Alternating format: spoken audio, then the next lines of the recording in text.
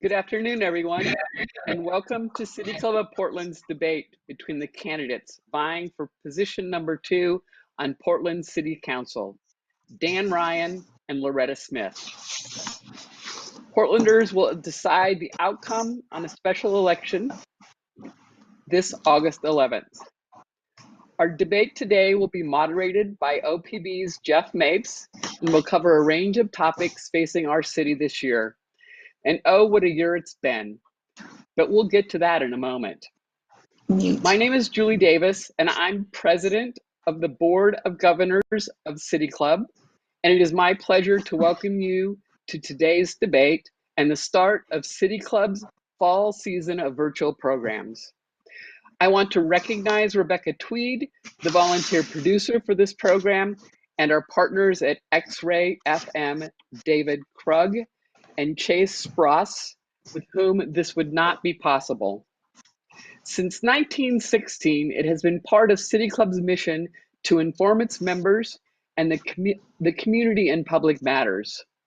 Today, it is creating a dynamic, living, sometimes virtual, public square where conversations flourish and democracy thrives. We create spaces where independent inquiry replaces partisanship and division, and where people can put their experiences, perspectives, and knowledge to work for the common good. There are two ways you can help us build this public square. First, I'd like to invite you to become a City Club member if you are not already. There has never been a better time to be a part of this organization. You can learn more about membership online at pdxcityclub.org.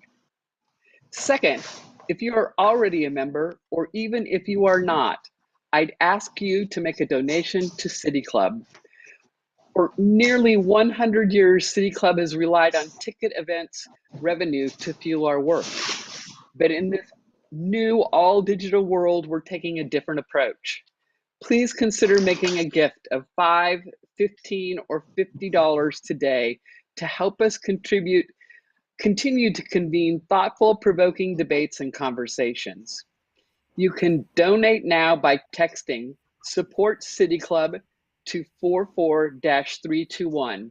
That is City Club, all one word, to 44-321. Our debate series this fall will focus on the issues and create a forum where candidates can both differentiate themselves and agree on common values. Oregonians are collaborators at heart. We want to work together across differences to solve intractable problems that leave the rest of the country scratching their head. At the same time, there is widespread pessimism about whether that's really possible. Political polarization, atomized information bubbles, and concerted campaigns to discredit the democratic principles have made it harder and harder to work together toward the common good. But City Club envisions a future where Portland bucks this trend, living up to its reputation for broad civic engagement and creative problem solving. The movement for Black Lives gives us hope that this vision for the future is more than a dream. The newly launched Reimagine Oregon campaign, with a detailed policy platform developed by Black community leaders, gives us hope. The thousands of peaceful protesters gathered not just at the Justice Center, but in parks and on street corners in every neighborhood of Portland gives us hope. And the candidates give us hope as well. We look forward to a lively debate today and civil conversation among two recognized leaders about the future of our city and how we can get there from here. These are unusual times and unusual circumstances. Friends, neighbors, and members of City Club, this is going to be a different kind of experience for all of us. Today, I'm welcoming you from my upstairs office. Our esteemed moderator, Jeff Mapes, will be joining us from his home office in a guest bedroom. He may or may not have a grandchild with him. Our candidates have campaigned this spring in extraordinary times and have reinvented their campaigns to meet the moment. We find ourselves, it seems, separated and physically distant, but in some ways more connected than ever. As you settle in to watch the debate, perhaps your cat or dog will join you, or a first-time voter in your household. Perhaps you're watching the recorded version of this debate while making dinner or listening while weeding the garden. Wherever you are and however we find you today, welcome. We're glad you're here with us. Commissioner Nick Fish was a consummate public servant. He served Portland from 2008 to 2020. Nick died this winter after a 2-year fight with cancer, and we remember him today for his admiration. On the council, Fish's passions were affordable housing and our Portland city parks. He was a steadfast and practical advocate. He was also a tremendous supporter and member of City Club.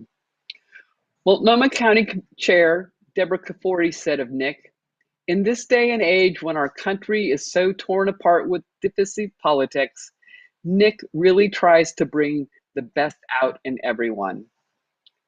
I, for one, hope that Portlanders will elect a leader who carries forward the best of Nick Fish's character and leadership. Dedication, hard work, a commitment to low-income Portlanders, and an ability to foster civic unity. Before we dive into today's debate and practice in democracy, let's acknowledge that wherever we are sitting today, in our homes here in Portland and throughout the region, we are on stolen land. This is the territory of the Multnomah, Cathlamet, and Clackamas, the Tualatin, Kalapuya, and Molalla, the Wasco, Cowlitz, and many other indigenous people that have known the Columbia and Willamette rivers as their home for thousands of years. Together, we recognize their unbreakable connection to this land, and we honor the resilience of their ancestors and the hope of future generations. Now, on to the debate. Jeff Mapes, I turn it over to you. Thank you very much for that introduction. Thank you so much for joining us. I do have some rules I have to discuss before we get going, so I'm going to try to get through those as quickly as possible. Our goal, of course, is to have a lively and civil debate that gets at the issues. We will start with opening remarks, the order decided at random. Today, Loretta Smith will go first. After that, I will ask questions of both candidates, an equal number, and in rotating order. You will have 90 seconds to respond. We won't entertain rebuttals. However, you do have 2 free speech passes. Interesting concept. You can, in fact, hold them up to demonstrate if you could, candidates, just so you have them there. And that gives you 30 seconds to speak at any time, to rebut, clarify, etc. Be careful, don't use them too quickly. I have prepared a lightning round to sort of mix things up. Those questions invite yes or no answer, one-word answers, or on occasion, maybe a quick sentence. Following my questions, I will ask you questions that have been submitted by our audience. And in those cases, you'll have 60 seconds to answer. And we've asked each of you to prepare a question for your opponent, and those will follow the audience questions. The candidates have both agreed to be addressed by their first names. We are informal folk here in Oregon. And finally, you will each be invited to share a 90-second closing statement. So that's a lot to get through. Let's get going. Loretta, your opening statement. Thank you. My name's Loretta Smith, and I'm running for Portland City Council Position 2. And I'd like to thank the City Club of Portland for having us here today. The weeks, months, and years ahead of our city will be challenging, and it will require an experienced leader who is a proven fighter. Coming from a long line of union workers and community activists in my family, I've always known what putting up the good fight looks like. Or as the late Congressman John Lewis would call it, getting into good trouble and necessary trouble. During my first year as a Multnomah County Commissioner, I nearly lost my life when I had to have an emergency surgery to remove a grapefruit-sized tumor from my head.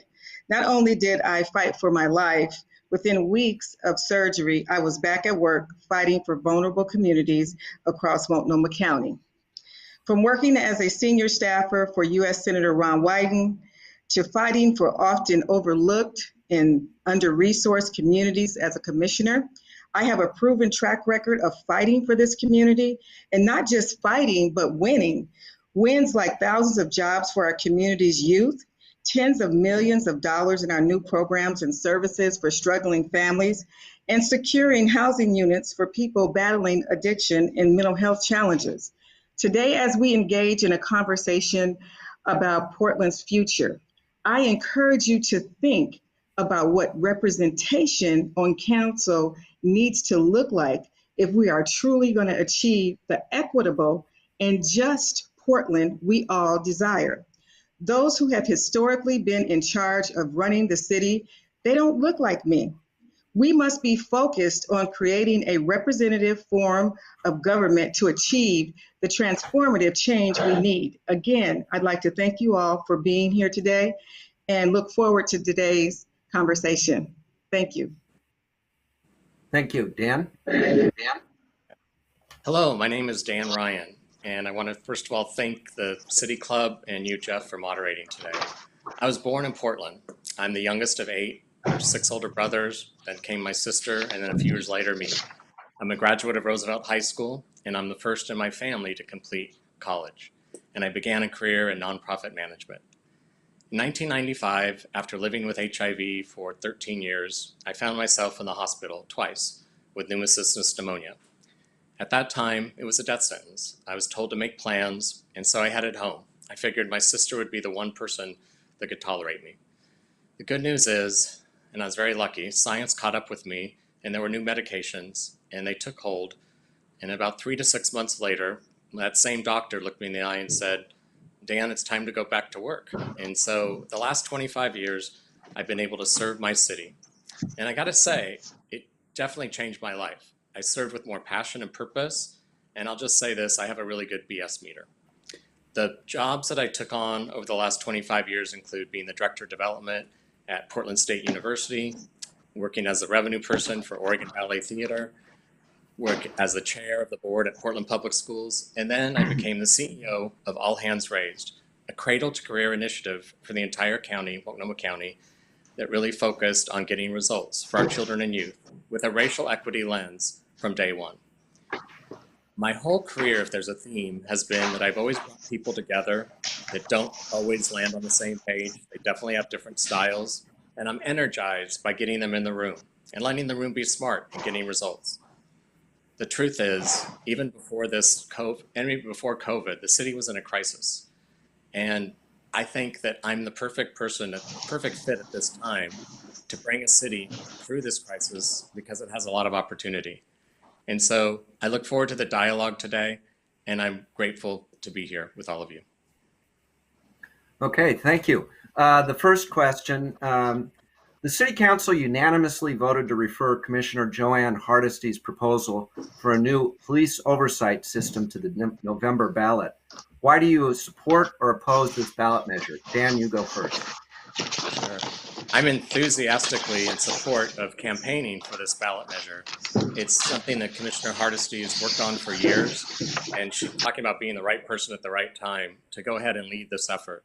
It's not surprising that it was a 4-0 vote with overwhelming testimony from the community. The fact is, this measure being passed, coupled with the good work by the People of Color Coalition in Salem that will meet in special session later this month, come together at the right time for us to really move police reforms forward. We need to move it to a place of community accountability. And when you couple that with the union negotiations, police union negotiations coming up, it's exactly what we need to have the structure in place so that we can do the community accountability and transparency that's been lacking forever when it comes to the police union negotiations. So I'm enthusiastically supportive of it. I look forward to being a champion to make sure that passes. And I will definitely then, when I serve on city council, be really grateful for the wind behind our back so that we can really have the transparency that's needed as we do these messy and necessary conversations. Loretta? Yes. Can you repeat the question? Yes. The City Council unanimously voted to refer Commissioner Joanne Hardesty's proposal for a new police oversight system to the November ballot. Why do you support or oppose this measure? Oh, yeah, I totally support that. On June 5th, I released my own public safety and police reform package, which included one of those items. And I'm so happy that the City Council has taken up one of those items. I feel like as a Black woman who raised a Black son in this city, I will forever be haunted by the sound of George Floyd crying out for his mother. And I think the work ahead of us will give us an opportunity to search and seek how to solve many of these problems. And it's going to be hard and it's going to be uncomfortable at times, but we must act deliberately like this ordinance that was passed. I know that we have to go further. We have to be more aggressive. We need to make sure that as we're reimagining what public safety looks like, will we be directly dependent on our desire to finally end state-sponsored violence against members of our own community? I think that together we can reimagine public safety in a way that is centered in community and seeks to dismantle the racist, violent, oppressive tenets that were baked into our system long ago. And so, yes, I do support that and will support that going forward to going on a ballot measure. Okay, thank you. I'm sorry, Dan. Both of you responded to that. That's right. Yeah. Sorry, I looked at the Wayback Machine, and neither of you had highlighted police reform before the primary on your websites. Now you both have long sections on it. Tell me how the Black Lives Matter protests have affected your thinking on revamping policing in the city. Loretta, you're first this time. It totally revamped what I was thinking or what I was running on in 2018. I am so sure today that the Black Lives Matter pushing all of us to go bigger and be better than we have been in the past around police reform. And so that's why I actually dropped a police reform package and gave it to all the members of the city council and the mayor. And I even called the mayor and talked to him about it. I hope that my thoughts had some kind of influence on them actually voting on the ballot measure. But what we know to be true is we have to stop the qualified immunity. It's killing folks. We have to repurpose, reallocate, and reimagine 20% of that budget off the top. That's about $50 million of a $250 million budget. And we have to stop the rubber bullets. We have to stop the tear gas and the chokeholds. Those are things that are a must. And having an independent community organization to look at excessive force and to look at how we engage with our community, that is so important, and we have to have that. As a mother of a Black son who was pulled over, I know we have to have it because he experienced this trauma to this day. Okay, Dan? Yeah, I want to first of all acknowledge the youth, the African-American youth that have been leading this movement. I've been inspired in the times that I've been downtown by their speeches and by the peaceful and energized protest. I want to also acknowledge that my entire career, especially the last 12 years, was focused on racial equity justice. To me, it's a verb. So you got to make sure that you always have accountability and results that actually look at the communities that are the most marginalized, such as African American, and then make sure that you have strategies and goals that actually get the results that they deserve. We do a lot of proclamations and promises with our policies. We have to make sure that it's embedded in the actual practice. I really want to acknowledge also how excited I am that Commissioner Hardesty's endorsed me to join her on the team at Portland City Council. We need to have those that come from the community that are beginning results out in the independent sector to really help us shake up the government that has been allowing police reform to drag on for decades. And one reason I think why we haven't been able to make much movement with the police contract. I believe this measure that we just put on the ballot and the good work that will hopefully take place in Salem to complement it will give us, again, the wind that we need behind our backs so that we can really do true community accountability as we reform our police department. Okay, thank you. The legislature in 2019 ordered cities like Portland to move toward ending exclusive family zoning, single family zoning. Portland is working on a residential infill project that allows such things as duplexes and so-called middle housing to be built in neighborhoods across the city. Do you support this program or not, and particularly the latest iterations that is now before the council? And Dan, you're first this time. I do support the policy. I'm concerned about the lack of implementation in practice.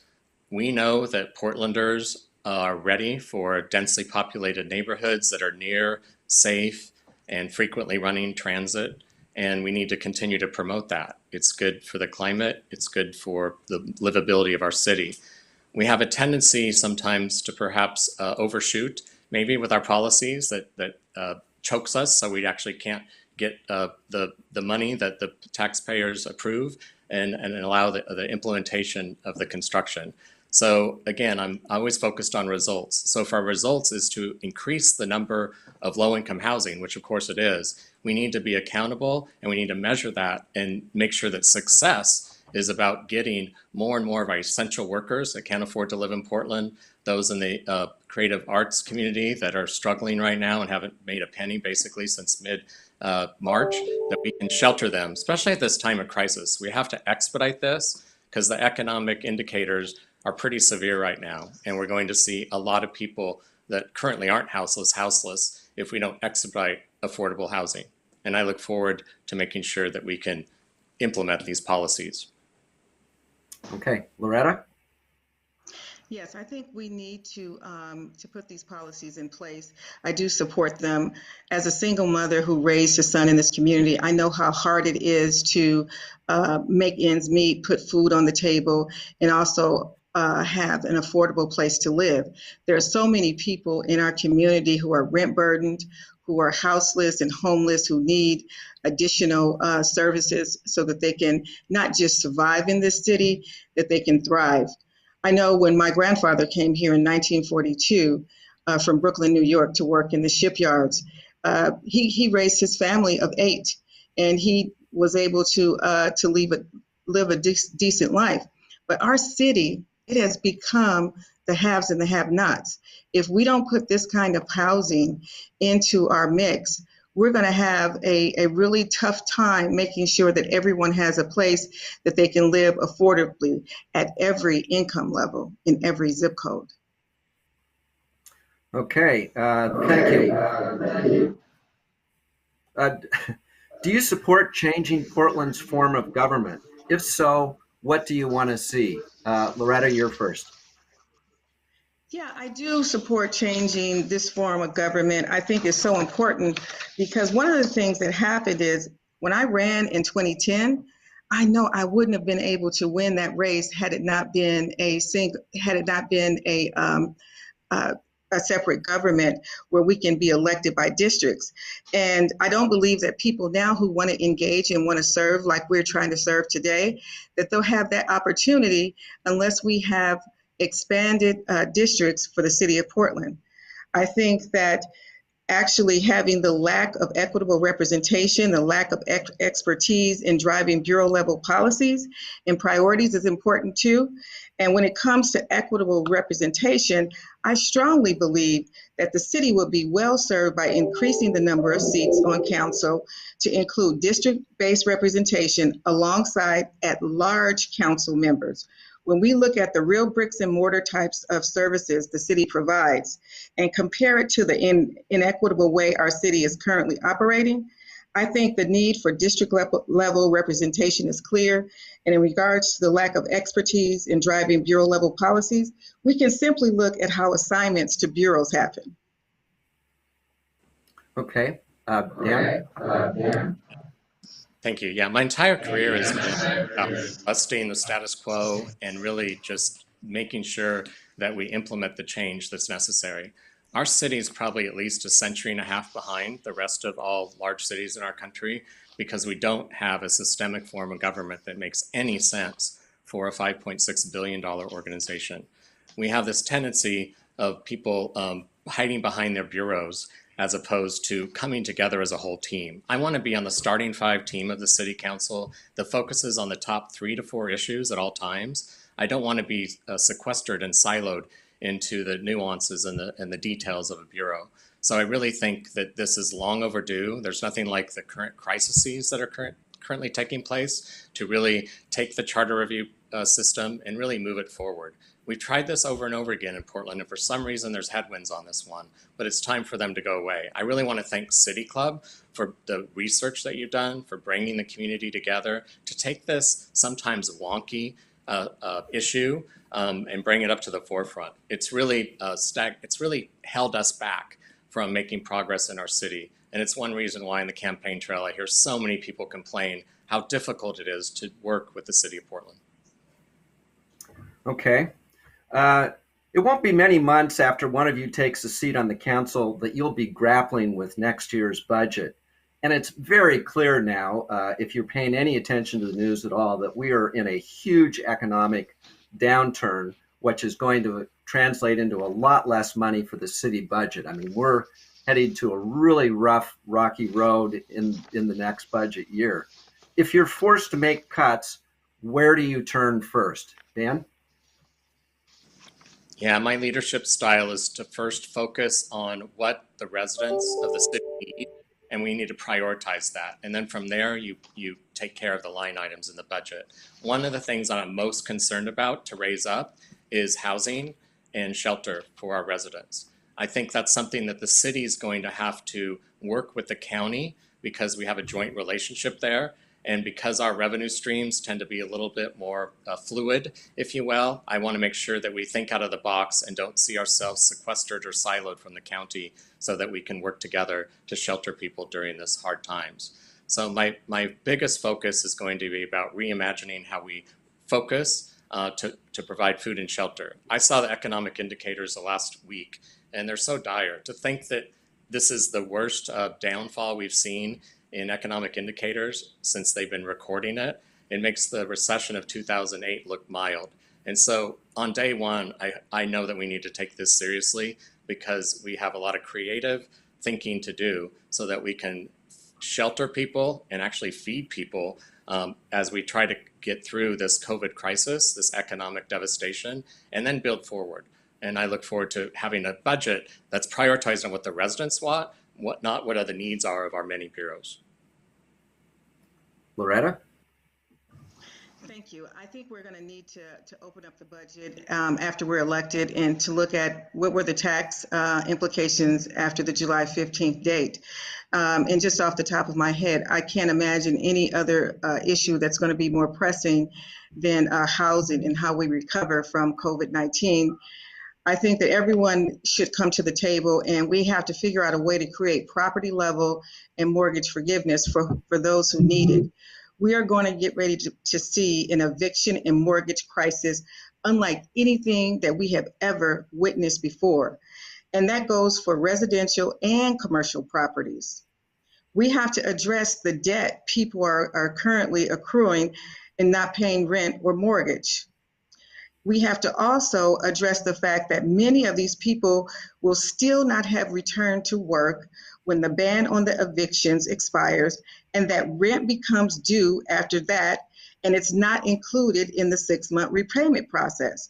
So essentially, we could see people begin to be evicted this fall because they still don't have income, they still don't have work, and the price tag on what it's going to take to remedy this and to give rental and mortgage crisis forgiveness, it is going to be a price tag that is going to be so big that we're going to have to get some support from the federal government. And the same goes for small business owners too. If we want to see our small businesses return and grow, we must ensure that they're not being evicted, or if they own property, they're not facing foreclosure. Okay, thank you. Now I'm going to address a couple of questions specifically to each of the candidates. And if you want to respond, you'll have to use your free speech pass. And I'll start with one for Loretta. Joanne Hardesty is quoted in Willamette Week as saying you would not be a good fit for the council because members have to work together collaboratively, and she questions your ability to do so. What is your reaction to that statement? And what would you say to Commissioner Hardesty if you wind up joining her on the council? Well, Commissioner Hardesty is going to end up being my new best friend, but the relationship between me and Commissioner Hardesty shouldn't be the issue on the table, because I just read in the paper that says that Commissioner Hardesty and Mayor Wheeler are they have a truce. They're back talking again. So for me, I am a pro. I've always worked well with others on issues that are important to this community. We may have disagreed and we may have run against each other before in the past, but my sense is that the issues are far too great right now to have any petty differences. We need to get to work to make sure that we support people, that we make sure that our most vulnerable in our community in this time of crisis, that it is going to be dealt with, and it's going to be dealt with in a professional way. I have a track record of working in this community. I produced over 100 resolutions at the county, and I had to get 2 other folks to actually join me. So that shows my ability to work across the board with people, even if they disagree with me on some items, that we're able to produce work. We're able to figure out ways in which to help everyone in every zip code. So I'm not concerned about that. I'm just concerned about having a voice and being a voice as a Black mother in this community with a track record and a history of doing great work.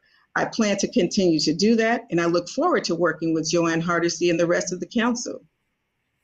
Okay, thank you. Dan, a question for you. While we're talking about critical coverage from some of our local news media, imagine that, the Oregonian says you focus on broad statements of principle while avoiding offering special details. For example, the Oregonian says you criticize the large number of money measures going to the ballot during the pandemic, but you haven't said which ones should be set aside. Is that fair criticism? As a critical thinker, I am aware of the economic devastation that's currently hitting our market and the entire country. And most of these measures, as you know, were written pre-COVID and pre-economic devastation. My dialogue that I wanted to have with the community is, what if we thought about repurposing some of these measures for a post-COVID reality? I think that things are moving very quickly right now. I want to also just make a couple comments on a couple of the measures. I find that moving forward, the Metro measure on transportation, I just want to call out how happy I am that they engaged communities of color on the onset. I have a history of knowing how to do that, and too often I would hear the complaints from marginalized communities that they're brought along at the end more as a check the box moment. And so I'm really thrilled that whether you start from the J District going east, that we're looking at improvements to pedestrian arterials. As someone that spent the last 10 years out in East County, I can tell you it's very unsafe for residents that are out there. I'd see moms with their children, and it would worry me, and I wasn't surprised that we had more pedestrian fatalities. So I like that there's some great movements. So philosophically, it's hard for any Portland to be against these measures. I just think that we need to take a pause on a couple of them and really look forward to what they look like post-COVID. Okay, well, now we go to the lightning round. And some of these, like I say, will be one-word answers, yes or no. A few of them I'll give you a sentence or so. The first one is, since you were talking about the transportation measure, do you support or oppose Metro's transportation measure? Loretta, you go first.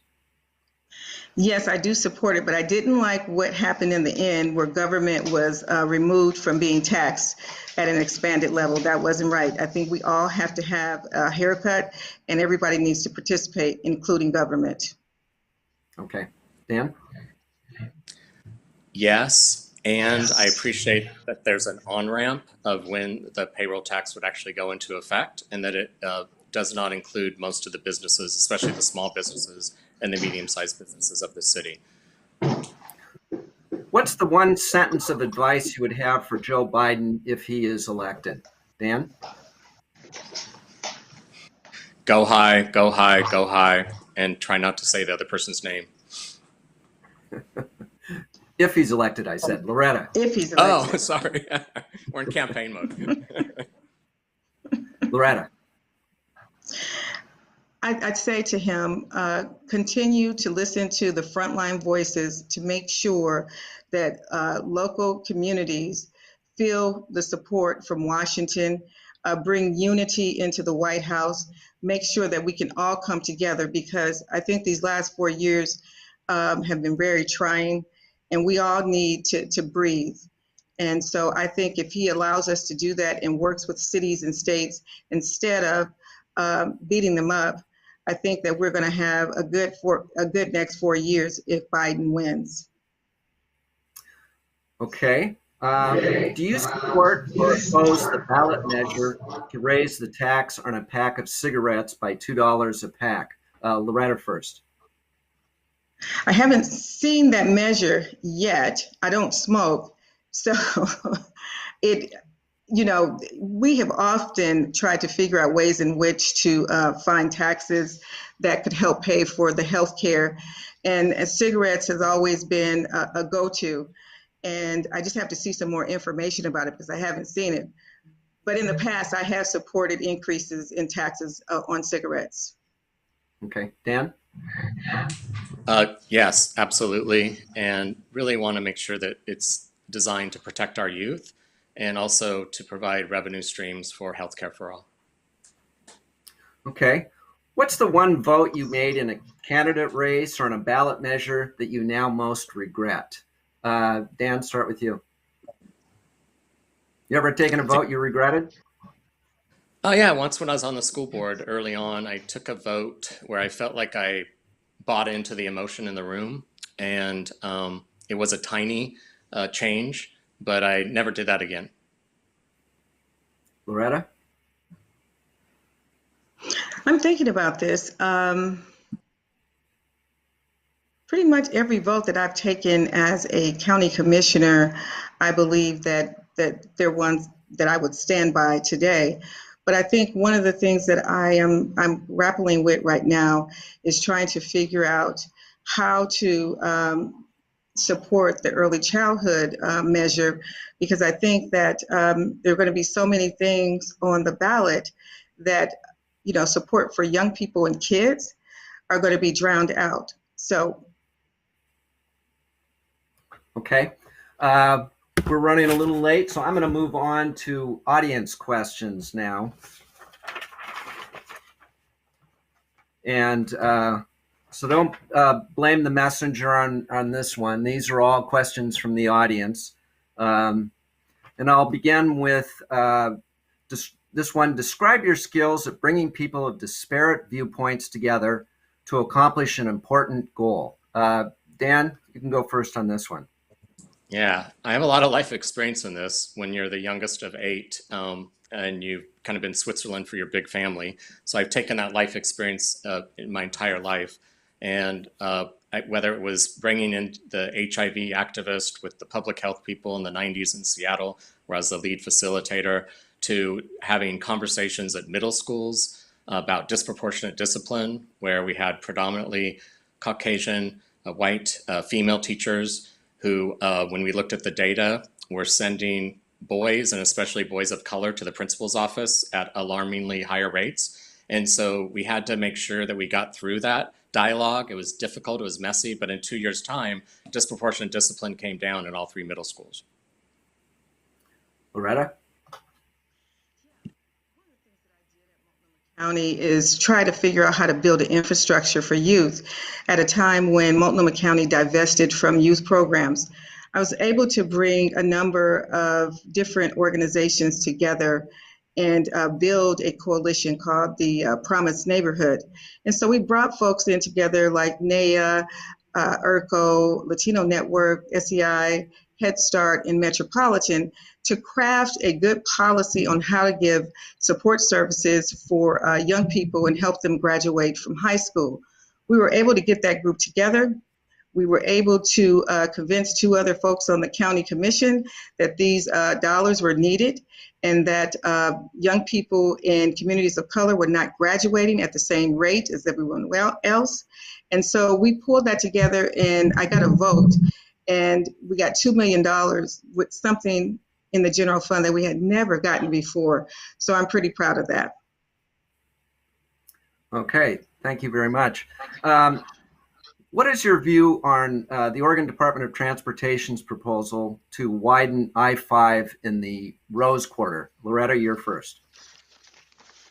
Yeah, I'm really kind of concerned about that in a way that I want to make sure that frontline communities are a part of it. And as a Black woman that comes from a family with 5 generations here in Portland, I'm intimately aware of the inherent risk and the harm that the freeway expansion poses for our community. My grandparents were displaced from their home when the Veterans Memorial Coliseum was built.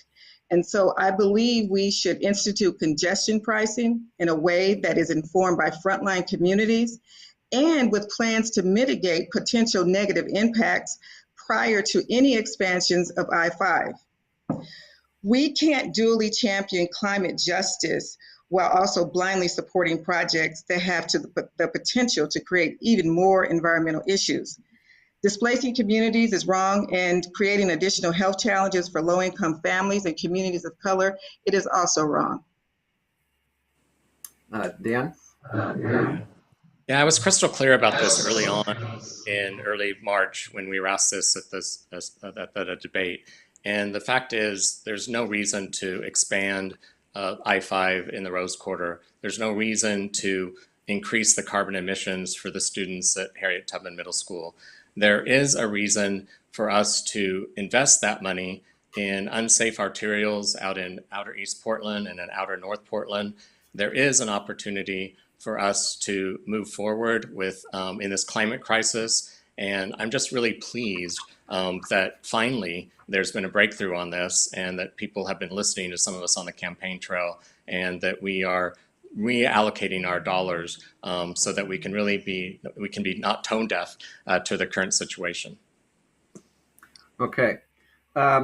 This viewer asks, have you ever taken money from the Portland Police Union? If so, how can you claim to be pushing for police accountability when you've taken money from a union that has fought so hard against reform? Dan, you're first on this. I have not ever taken a penny from the Portland Police Union. Okay, Loretta? Is this a yes or no question? Or is this to explain why we do the things that we do? I've gotten some criticism in the past for taking money in an endorsement from the police union in 2018. And I want to address this because I received their support because I supported our former police chief, Danielle Outlaw, who was the first Black woman to serve in that position in her request for additional funds. But to say that having their support in 2018 erases my lived experience, my advocacy, or my fear as a Black woman and a Black mother is alarming. No amount of money can erase the fear I felt for my son growing up in this city. I've been speaking out on law enforcement's use of force and the tragic deaths of Black and brown people at the hands of our local police forever. While I'm sure they would have preferred that I not grow and evolve in my thinking about how we solve these issues, so they probably are not happy with the police reform package that I have produced. I will continue to speak truth to power, whether that's the police, other city council, Homeland Security, or the federal folks that are out on our city streets who are militarizing them. Okay. What state and local housing policies do you believe will bring us the best long-term chances for achieving greater housing affordability? Loretta? There are a few things that happen. If you look at the affordability of housing and look at the folks who've been rent burdened and homeless, you can directly correlate that to the divesting of federal dollars into our local communities. And over the last 30 years, they have totally divested federal monies to states and local governments. And so for me, I think we need to get additional supports from our federal government. We need to look at how this new ballot measure with support services is going to be attached to people who are unsheltered outside.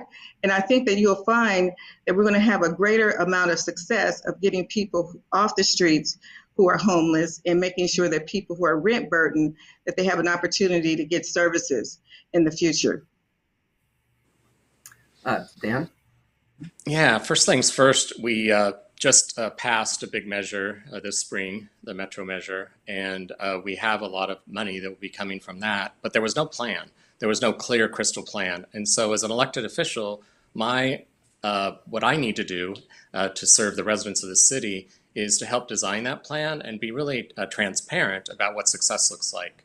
And we also have passed other housing measures in the past 4 years, and we're not seeing the results. We're not seeing we are in breakwind ground, and we haven't been housing as many people as was designed by those measures. So for me, it's taking a breath and working with my city and county peers to make sure that we actually do what we told the voters we would do. And we got to figure out why Portland's always 2 to 3 years behind and almost double the cost per unit compared to the municipalities around us. We got to look at that. Okay. Black transgender women face significant discrimination and violence, but little is done to specifically address barriers and threats to this community. What will you do to protect and uplift Black transgender women? Dan, you're first. Yeah, this is a very timely question, actually. It's not getting a lot of attention yet, but there was actually a murder that took place recently, I think it was 2 nights ago, of a Black trans woman in our city. And as someone that has been, well, basically I'm a queer elder, and I've been dealing with violence towards queers for decades. And there's a lot of hatred, and there's a lot, and it doesn't matter the demographics, it still is happening. I feel as though the trans movement is definitely where the gay lesbian movement was maybe 30 years ago, and we really need to be all in for this. Portland is known as a city of tolerance when it comes to who you want to love and who you want to be, and we need to make sure that we stand steady for that. I have been disappointed that I haven't heard a lot of outrage and coming together around this recent murder. And Loretta? Yeah, I think this is an issue that that I'll be raising up, because one of the things that I know for sure is that minority transgender folks in this city, they haven't had a voice. They haven't had a voice to deal with the issues around working conditions, to deal with the violence that's happening to them that's disproportionate of others in our community. And I think that is probably one of the reasons that Basic Rights Oregon Greenlight supported me, because they know that I'm going to be out there fighting and being a voice and making sure that we create additional policies to protect folks who are transgender, because right now it's just not a good thing. Okay. This audience member writes, do you support the proposed Bybee Lakes Hope Center, I believe that's for transitional housing, at the former Wapato Corrections Facility? And why not are you supporting this proposal? And Loretta, you're first. I support the work that they're going to do at Bybee Lake. I think it's so important to have a place where you can be triaged if you're houseless in this community. It was something very similar that that I was suggesting when I was supportive of opening up Wapato as a county commissioner. But I think that at this point, we need to figure out ways in which we can help folks who are not in such close quarters to be able to house them. I know that after the COVID crisis is over, that will be other opportunities for us to put resources into programs like that and others, because I know after this rent moratorium is over with, it is going to be a lot of folks that are going to be homeless and be houseless in our community, and we need to have programs that can serve them. And Dan? Yeah, this issue is actually personal for me because my third oldest brother, Tim, perished on the streets 6 years ago. He was found in a public restroom with a bottle of vodka, 54 cents, and a bus transfer. And the truth is, it was really hard and difficult to find sophisticated, supportive wraparound services for people with those double and triple diagnoses. And so, what I really have liked about everything I've studied on the Bayou Bee Lakes Recovery Center is that it definitely is well thought out. They've recruited somebody to lead it that actually is like my brother Tim, but in recovery and now living a great life. And it's also been community driven. And since I come from community solutions, I really think that it's so important when there's millions of dollars raised with the right idea for a gap that hasn't been satisfied. It's important for government to lean in and give this a shot. And so I don't think recovery centers should only be for the top 1%, like Betty Ford Clinic. I think we need to look into these types of services. Okay, now the part you've been waiting for the whole session where the candidates get to question each other. Dan, you can go first. Question for Loretta. Yeah, digging up. As a city councilor, you will be responsible for hundreds of millions of dollars for the city's bureaus that you manage. You have cited for violations for irregularities and multiple times over the years involving both campaign and county finances. How can Portlanders expect you to manage the large and complex budgets required as a Portland City Councilor with this record? I will be making sure that we have, just as Joanne Hardesty and others who have come before me, that we have pros working in our departments and making sure we have qualified folks who will be able to run these bureaus. I am not the person who's going to micromanage these bureaus. I am going to be the counselor who has the vision, and it is going to be the responsibility of the bureaus to manage them and to make sure that those bureaus are actually coming in under budget, on time. I look forward to doing that, and in the future, I think that is one of the reasons why people are talking about changing the government. Making sure that people who have the expertise in certain bureaus, that they have an opportunity to succeed. Okay, Loretta, your turn to ask a question. The question that I have is, why did you see that it was so important to use your public dollars that you got to take care of children to settle a racial discrimination case back in 2013 and to actually fire a Black woman after only 7 days on the job who had a master's degree, and she had a higher degree than you do, and you said that she couldn't handle the job, that she was not trainable? Yeah, I will gladly stack my staff relations record against my opponent. I have successfully hired, trained, supervised, and mentored probably over 100 people in the last 35 years of my career. And this was the first incident of this kind. Our team realized shortly into this that this person would not be successful in the job. And so we had to move forward, focus on the mission. We settled and we moved on. We also implemented a skills test for the position, and we didn't have another incident since then. And again, I will gladly stack my staff relations record against my opponent. Okay, we're to closing now. Since Loretta went first at the opening statement, Dan, you can go first on the closing. Jeff, I had a 30-second rebuttal. Oh, Sure. Wait a minute. I'm sorry. There's a free speech question or pass there. Loretta, go ahead. The issue is when a staff and a leader gives up on an employee after 7 days, that is cringeworthy. The average stay in my office with my staff has been 2 years. I have never terminated anyone, whether we be Black, white, woman, man, in 7 days and determined that they're not trainable or teachable.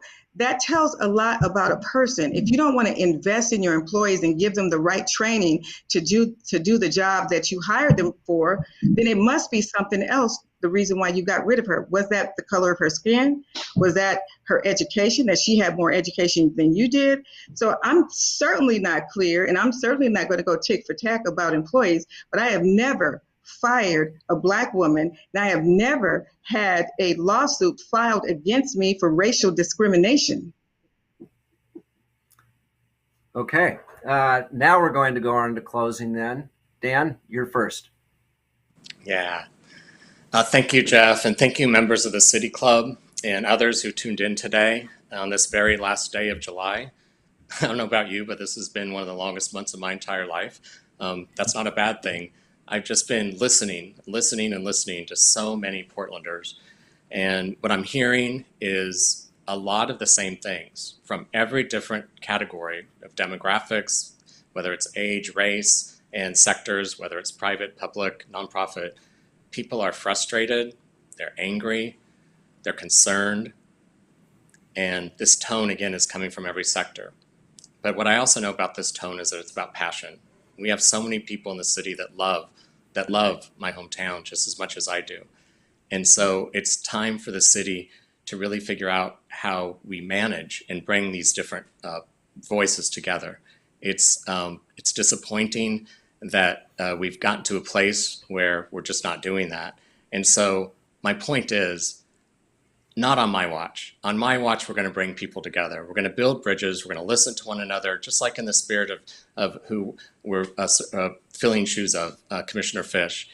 And I can't tell you how wonderful it is to have a life of many, many crises that have provided me so many opportunities. I'm ready to be a part of the starting five of this new city council that you're building, and I'm going to be ready on day one. And I'll just say, I hope you heard something today that will convince you to vote for Dan Ryan. Go to danryanforportland.com. And I don't know about you, but it's almost 1 o'clock, and the Blazers are playing the Nuggets. And the best bromance in the NBA would be Dame and Nurk. And I'm excited. So, Rip City. All right. Loretta. Yes, thank you so much. Today we've talked a lot about the challenges facing our city, and you've been presented with two different choices. From the longstanding challenges driven by systemic racism, institutional bias, and criminalizing poverty to the more recent economic and public health crisis driven by COVID-19. We are seeing human suffering presented like we have never seen before. But where others may see despair, I see hope and a unique opportunity to reimagine how our city works and rebuild a more inclusive and liberated city. And to all Portlanders wondering how we make it through the crisis ahead, I have just one word for you: together. We must put the progress of our city over politics and common sense over political calculations. The heavy lift ahead requires us to put aside our individual differences and lay to rest our rivalries. We should encourage criticism, but should also recognize that we have one common goal: to serve the people of this city and to serve vulnerable folks. So let us, with our hands held high and our arms interlocked, confront the challenging opportunities ahead of us, ensuring that no Portlander is left behind as we build a stronger, more inclusive, more liberated Portland tomorrow. It would be one of the greatest honors of my life to be the leader and the fighter you need as the next Portland City Commissioner. Join me in supporting Loretta Smith, and you can go to my website, votelorettasmith.com. Thank you for your partnership, and thank you for your vote. Okay, and my thanks to the candidates, and my thanks to the City Club for letting me participate. Back to the Board of Governors.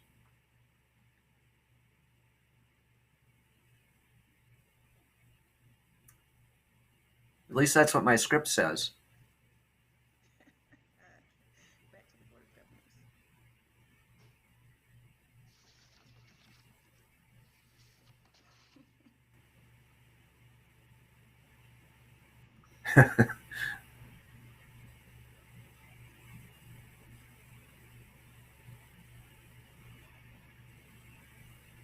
Are we simply waiting for the clock to run out here for the Blazers game to start? Might be watching the Blazer game. Yeah.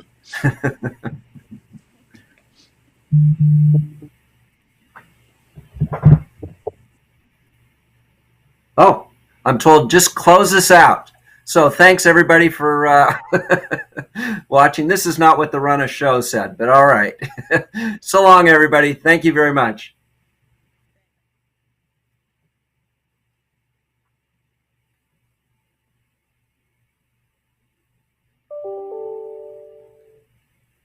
All right.